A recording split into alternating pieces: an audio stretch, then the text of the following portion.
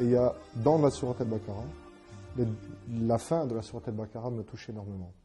Parce que c'est spécialement aucune âme n'est éprouvée plus que ses capacités.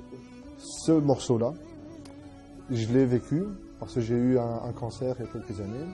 Donc j'étais déjà converti, alhamdoulilah, et avec un cheminement qui était mon cheminement, petit à petit. Et puis j'ai eu ce cancer, et ce cancer est la meilleure chose qui me soit arrivée. Pour moi, c'était une marque d'amour qu'Allah Azza wa Jal m'a pris dans ses mains, et puis m'a remis. Et ce verset-là me montre une chose, c'est qu'il peut avoir des difficultés, mais ma capacité que Allah Azza wa Jal m'a donnée, en moi ou autour de moi, c'est pour ça que la sourate Al-Asr, avec les autres, j'aurai toujours la capacité d'affronter une difficulté. Même si la difficulté a l'air énorme, c'est une marque d'amour. Je sais que Allah Azza wa Jal m'a promis dans la sourate Al-Baqarah que je vais affronter cette difficulté. Parce qu'aucune âme n'est éprouvée plus que sa capacité. Jamais.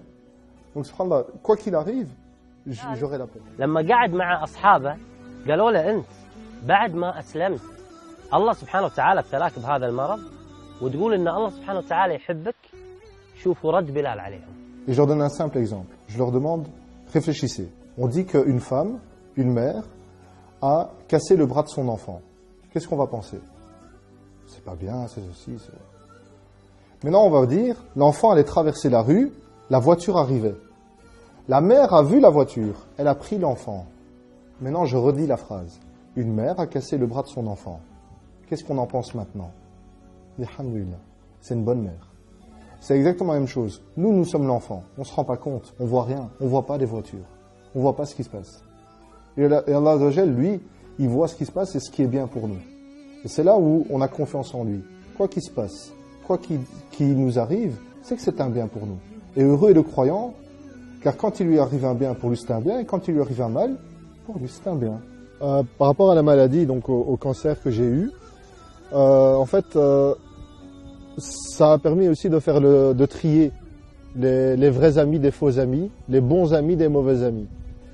Et donc finalement, ça m'a purifié à l'intérieur de mon corps, ça a purifié, Inch'Allah Azza wa Jal, mon âme, ça a aussi rabaissé mon nefs, et ça a purifié les mauvaises fréquentations.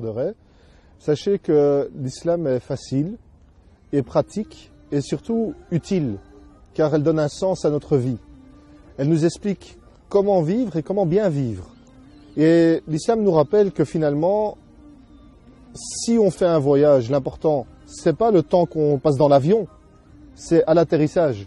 Où veut-on arriver? Veut-on arriver dans un endroit paradisiaque?